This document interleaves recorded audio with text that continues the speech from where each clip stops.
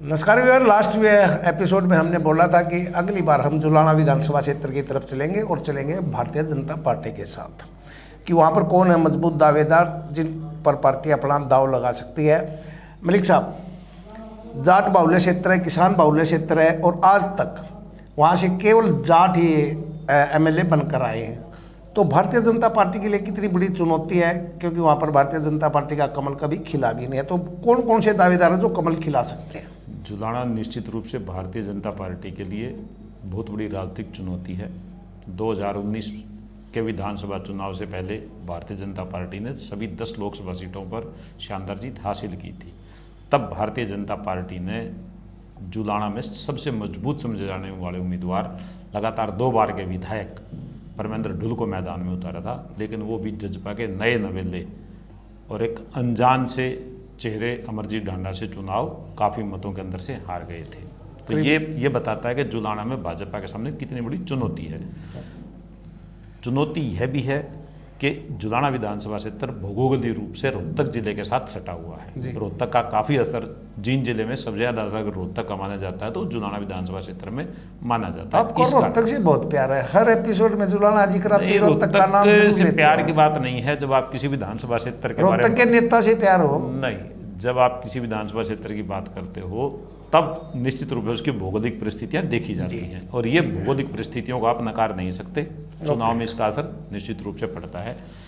अब बात आती है कि जुलाना में कौन हो सकते हैं भारतीय जनता पार्टी के उम्मीदवार, संभावित उम्मीदवार या टिकट के दावेदार, जो भी समझ लीजिए। अभी वर्ष मैं यहाँ रोकना चाहूँगा, जो भी हमारे ऑडियंस से देख रहे हैं, ये जो हमारा कंसेप्ट है ना, हम मलिक साहब दावेदार बताएंगे, मैं उनकी 1-2 कमी जरूर बताऊंगा। ये नहीं कि क्योंकि सर्वगुण संपन्न कोई नहीं होता तो कोई फील नहीं करेगा, मैं कमियां बताता हूँ। मेरे को कई साथियों ने बोला मेरी कमी क्यों बोलता है। देखो भाई, आप में अगर 99 गुण है तो एक अवगुण भी है, वो मुझे पता है, तो मैं बताऊंगा। जी चलिए शुरुआत कीजिए, अब ज़्यादा वेट नहीं। पहला उम्मीदवार टिकटार्थियों में जुलाना में सबसे ऊपर नाम आता है संदीप लोहान का, जो भारतीय जनता पार्टी किसान मोर्चा के जिला प्रधान हैं। विपरीत हालात में जब किसान आंदोलन अपने चरम पर था, तब भी उन्होंने भारतीय जनता पार्टी किसान मोर्चा के लिए काम किया और उसको मजबूती दी और उसका विस्तार भी किया। राजपुरा बहन गांव से हैं, जो नौगामा खाप में आता है। नौगामा खाप से जुलाना में काफ़ी नेता निकले हैं।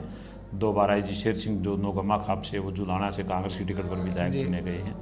उनके पिता टेकराम वहाँ गांव के सरपंच भी रह चुके हैं और वो सर्वजातीय खाप पंचायतों की अध्यक्षता भी कई बार कर चुके हैं। जी, अच्छा परिवार है, किसान परिवार है, प्रगतिशील किसान है। हरियाणा के साथ साथ मध्य प्रदेश, छत्तीसगढ़ में भी वो प्रगतिशील किसान है। यही माइनस पॉइंट है। जुलाना में कहते हैं कि संदीप लोहान हमारे बीच तो रहते नहीं।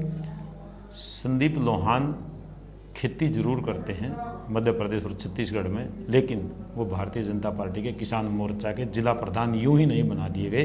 उनकी संगठन क्षमता, किसानों में उनकी पकड़, राजपुरा बहन के साथ साथ गतौली गांव में भी उनका काफ़ी कनेक्ट है और रिश्तेदारी है, शादी है शायद उनकी, और बड़ा अच्छा असर उनका इन सभी गाँवों में है। और संदीप लोहान खुद दावा करते हैं कि उनको अगर भारतीय जनता पार्टी टिकट देती है तो वो जाट बाहुल्य जुलाना विधानसभा क्षेत्र में जाट समुदाय के 25 से 30 हज़ार वोट लेने में सक्षम हैं। अगर वो इस दावे पर खरे उतरते हैं तो निश्चित रूप से वो भारतीय जनता पार्टी के बहुत मजबूत। अगले दावेदार की तरफ चलिए।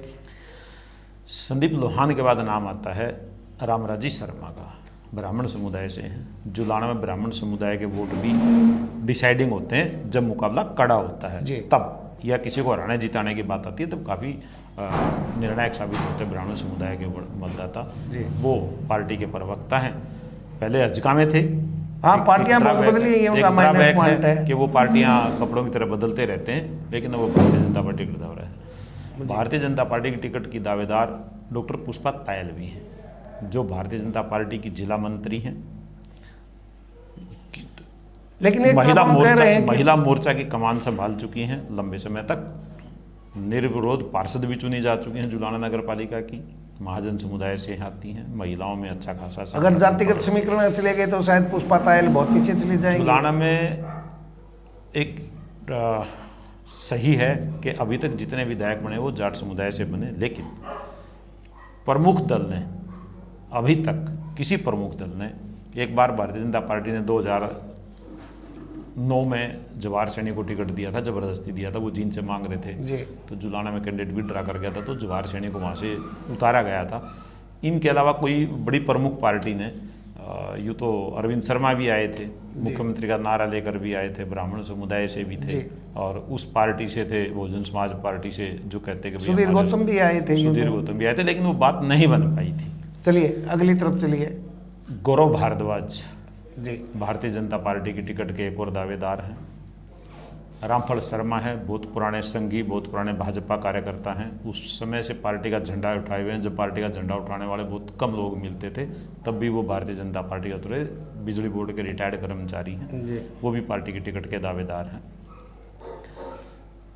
किसान मोर्चा में तेजेंद्र ढूल भी काफी घूमते हैं, बड़ा प्रचार करते हैं, जोर शोर से दिल्ली। तेजेंद्र ढूल का नाम भी टिकट के दावेदारों में है, सुखदीप बुआना का नाम भी टिकट के दावेदारों में है। ये पार्टी के लिए काम करते हैं और जो पार्टी के लिए काम करता है वो स्वाभाविक रूप से खुद को कहीं ना कहीं टिकटार्थी मान के पार्टी के लिए काम करता है। जब फुल टाइम कोई पार्टी को देता है तो उसकी एक अपेक्षा होती है, उम्मीद होती है कि उसको भी पार्टी कभी मौका दे चुनाव में अपनी किस्मत आजमाने का। ये पार्टी नेतृत्व पर डिपेंड करता है कि वो अपने सर्वे में, चूँकि भारतीय जनता पार्टी के बारे में कहा जाता है कि भारतीय जनता पार्टी में संघ की दखल होता है, भारतीय जनता पार्टी सर्वे भी करवाती है। संघ का जहाँ तक सवाल है तो संघ और भाजपा नेतृत्व में संदीप लोहानी की काफ़ी मजबूत और गहरी पैठ है जो उनके दावे को थोड़ा सा और मजबूत बनाती है। यहाँ पर पैराशूट से भी कोई उम्मीदवार आ सकता है क्या भाजपा की तरफ से? हाँ, कौन है? कब नहीं आए, कहाँ नहीं आए? जुलाना में भी हो सकता है, जुलाना कोई अपवाद नहीं हो सकता। कौन हो सकते हैं? हाल ही में सामाजिक सरोकार परिवार एक NGO है जो कम से कम जुलाना की बात छोड़ दीजिए, इस पूरे क्षेत्र में जहाँ हम बैठे हैं इसके आसपास उनसे बढ़कर समाज सेवा बहुत कम लोग कर पाते हैं। उन्होंने हर गांव में जुलाना की लाइब्रेरी खोली है। लेकिन कितने महीने से? 5-6 महीने, 1 साल से? नहीं, यानी सीधा 2019 के विधानसभा चुनाव से पहले उन्होंने अपनी समाज सेवा शुरू कर दी थी। आपको मैं याद दिलाता हूं कि आज से उन्होंने 3 साल पहले किला जफरगढ़ गांव, बूढ़ाखड़ा लाठर गांव, करसोड़ा गांव में महिलाओं के सिर से पानी के मटके उतारे हैं। जिन गांव में कोई अपनी बेटियों की शादी नहीं, नाम तो बता दीजिए।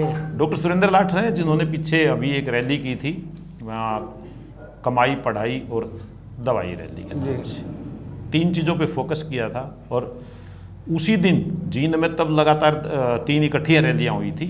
जींद में वीरेंद्र सिंह की रैली थी, वैश्य महासम्मेलन था और जुलाना की वो रैली थी। भीड़ के मामले में जुलाना की रैली उन दोनों रैलियों से बड़ी थी जी। तो डॉक्टर सुरेंद्र लाठर को अधिकृत भी कर दिया उनके NGO ने कि अगर आप जिस मर्जी दिल से आप चुनाव लड़ सकते हैं, हम आपका साथ देंगे। लेकिन वो तो कहते हैं मेरे पास तो भाजपा की भी टिकट है और मेरे पास कांग्रेस की भी टिकट है, वो खुद असमंजस में है। डॉक्टर सुरेंद्र लाठर ने, तो आप कैसे कह सकते हो भाजपा ने अभी तक ऑफिशियली और अनऑफिशियली कभी ये दावा नहीं किया तो कहा ना कि उनके पास दोनों पार्टी। मेरे को आपको नहीं कहा, किसी तीसरे को कहा था। नहीं, वो बात मेरे पास आई है। मैं जो सुनी सुनाई बातें ना उन पर ज्यादा यकीन नहीं करता। इस देश में ना बातें कम होती, सुनी सुनाई ज्यादा होती है। उन्होंने कभी दावा नहीं किया, लेकिन वो जिस भी पार्टी के अगर टिकट मांगते हैं तो निश्चित रूप से मजबूत उम्मीदवार अपने को मान सकते हैं, समाज सेवा फल मिलेगा। जिस भी पार्टी के अगर टिकट मांगते हैं तो निश्चित रूप से मजबूत उम्मीदवार अपने को मान सकते हैं, समाज सेवा फल मिलेगा।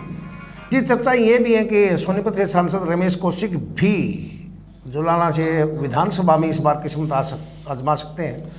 रमेश कौशिक को अगर लोकसभा टिकट नहीं मिल पाती है, जो भाजपा ने मोटा क्राइटेरिया बनाया कि जो लगातार 2 बार सांसद उनको तीसरी बार मौका नहीं दिया जाएगा, तो निश्चित रूप से रमेश कौशिक को पार्टी को एडजस्ट करना पड़ेगा। वरना रमेश कौशिक वो नेता हैं जो फिर टिकट नहीं मिलता वो किसी पार्टी में नहीं ठहरते। वो कांग्रेस छोड़, वो पहले अविपा में थे, फिर कांग्रेस में आए, फिर भाजपा में। पैराशूट का काफी लंबा, पैराशूट का नहीं है, मतलब पैराशूट ही होता है इस पार्टी से उस पार्टी में चले, उस पार्टी से। पैराशूट नहीं, आप उनको ये कह सकते हैं जब भी वो मौके पे चौका लगाना तो रमेश कौशिक चूकते नहीं। और सबसे बड़ी बात है कि वो मजबूत हैं, जुलाना पर बहुत फोकस करते हैं। जितने सांसद सोनीपत के बने सबसे ज़्यादा फोकस जुलाना, सफीदों और जींद पर रमेश कौशिक ने किया है। उनका एक विधानसभा क्षेत्र पहले राई होता था।